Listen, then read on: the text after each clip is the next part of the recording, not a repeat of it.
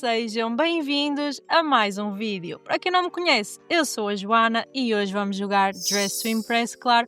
E no vídeo de hoje vamos dar início à nossa saga de especial Halloween. Esta saga vai conter um total de 3 episódios, um deles já hoje, claro, o seguinte no sábado dia 25 e o último na terça dia 28. E vamos ao que interessa, e afinal vocês querem saber o que é este especial de Halloween, e eu só vou divulgar o que vai conter cada especial no dia em que o mesmo sair.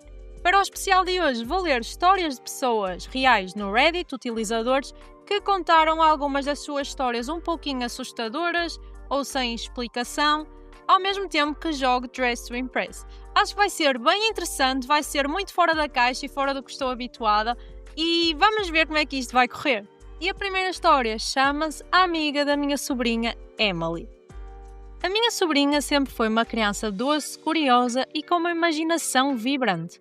Costumava brincar sozinha no quintal, a falar com bonecas ou inventar histórias sobre o mundo à volta dela. Por isso, quando começou a mencionar uma nova amiga chamada Emily, ninguém estranhou. Segundo ela, Emily morava ali perto e muitas vezes vinha visitá-la. Falavam, brincavam e às vezes até desenhavam juntas. Tudo normal, até percebemos um detalhe. Ninguém mais via a Emily. Ok, também já estou a começar a achar isto um bocadinho estranho. Nem os pais da minha sobrinha, nem vizinhos, nem ninguém. Curioso, decidi perguntar-lhe mais sobre essa amiga invisível. Como é Emily? Perguntei. Ela respondeu sem hesitar. Tem o cabelo encaracolado, usa um vestido comprido e umas botas pequeninas com botões. As roupas são antigas como as das princesas dos filmes, mas mais simples. Pedi-lhe que descrevesse melhor. Falou-me de rendas, de fitas no cabelo, de tecidos grossos e de cores batidas, castanho, creme, cinzento. Pelas descrições percebi que estava a descrever roupas típicas do final do século XIX. Ok, começa a ficar mais estranho agora. Achei fascinante. Uma miúda de 4 anos não costumava saber como se vestiam as pessoas de há mais de 100 anos. E a família dela? Perguntei depois. A resposta veio tranquila, mas estranhamente precisa. Ela tinha uma mãe, um pai e um irmão, mas faleceram todos por causa de um comboio. Fiquei gelado. O tio e eu também estou gelada neste momento. O tom da minha sobrinha não tinha medo nem tristeza. Falava como se fosse algo perfeitamente natural. Perguntei o que queria dizer com por causa de um comboio. E ela respondeu, o comboio caiu, descarrilou. Essa palavra descarrilou soou-me estranha vindo de uma criança tão pequena. Não é uma palavra que se aprenda num desenho animado nem num livro infantil. E onde foi isso? Perguntei. Ela levantou o dedo e apontou pela janela para o alto da colina atrás da casa. Foi ali que o comboio caiu. Sorri e tentei explicar-lhe que nunca tinha havido comboios ali perto. Mas ela respondeu séria, eu sei que não há, mas foi lá que a Emily disse que aconteceu. Fiquei com aquilo na cabeça. A área que ela apontava ficava numa parte da vila onde, de facto, nunca houve linhas férreas conhecidas. As antigas passavam do outro lado do rio, a vários quilómetros de distância, e tinham sido removidas décadas antes da minha sobrinha nascer.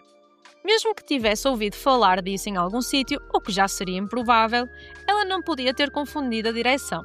Tentei convencer-me de que era apenas imaginação infantil, mas a curiosidade venceu. Uma noite peguei no computador e comecei a investigar a história local. Procurei mapas antigos, registros ferroviários, notícias antigas, tudo o que consegui encontrar. E depois de horas de pesquisa, encontrei uma menção quase apagada nos arquivos digitais num jornal do século XIX.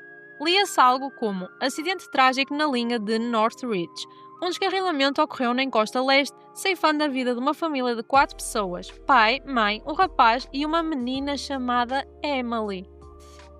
Ok, esta história está-se a começar a tornar um bocadinho preocupante. Tá. Fiquei completamente imóvel. O local do acidente, exatamente na zona que a minha sobrinha apontara.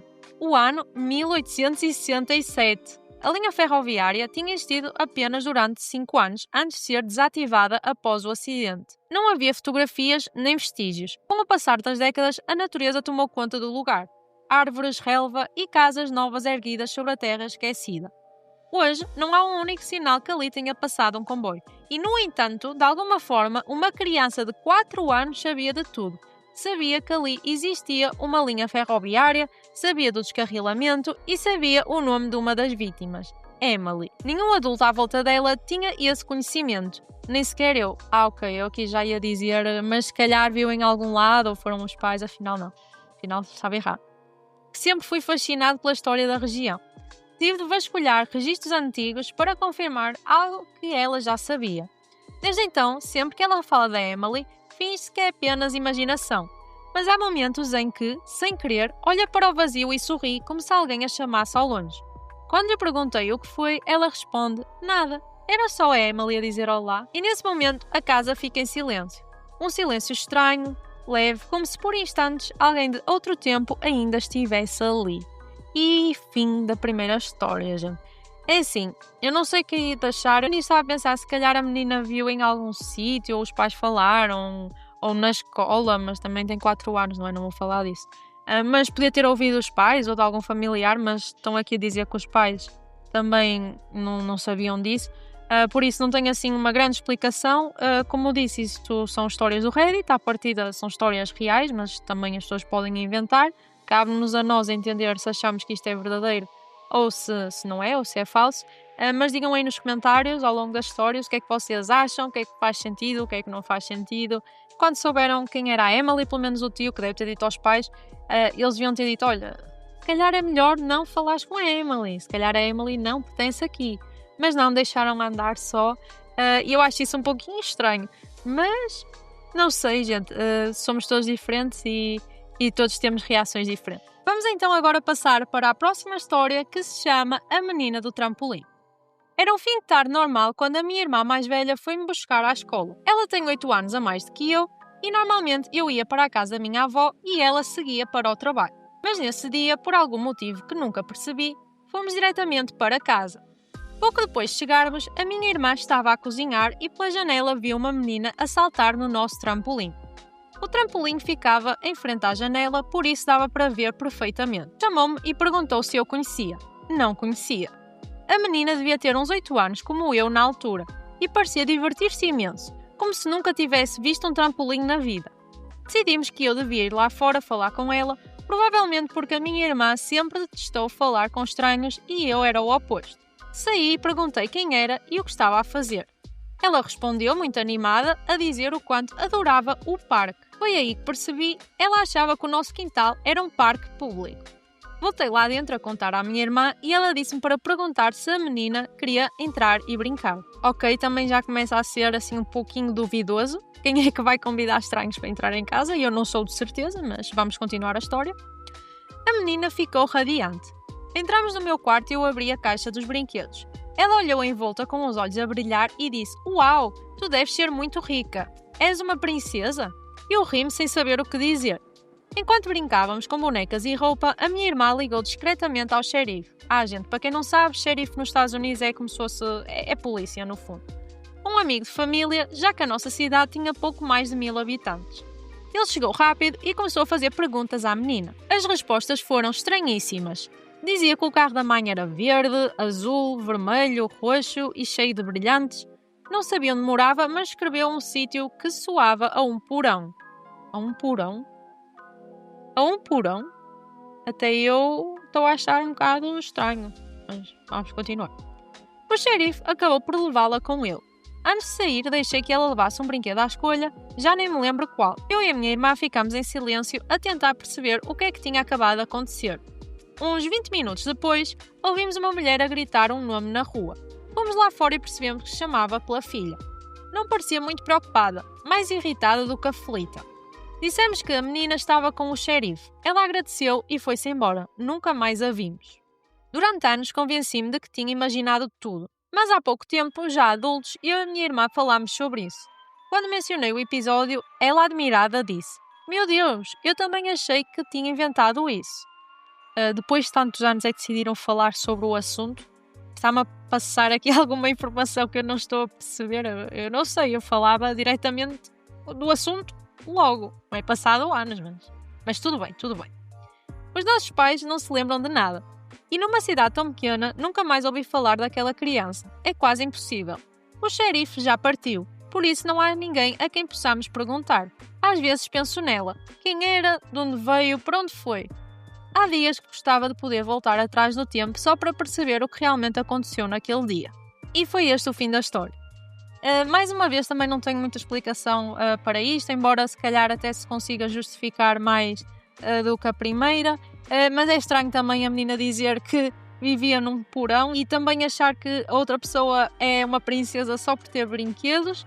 É tudo muito estranho. Parece mais uma vez que houve assim uma junção de duas dimensões de tempos diferentes. Eu não sei. Na minha opinião, a única coisa que eu acho estranho no geral desta história é terem dito à miúda para entrar. Eu percebo talvez era uma criança de 8 anos e não queriam que ela estivesse sozinha na rua. Provavelmente viam que ela não estava com nenhum adulto.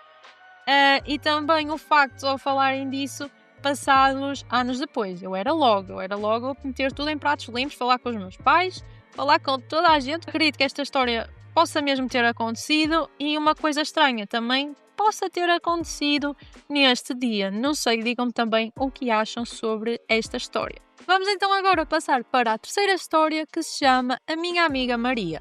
E eu aqui mudei o nome, não era Maria, era o nome inglês, mas coloquei Maria para ser mais fácil de pronunciar e de se entender. Cresci numa aldeia pequena, cercada por colinas e campos, onde o vento parecia sussurrar histórias antigas.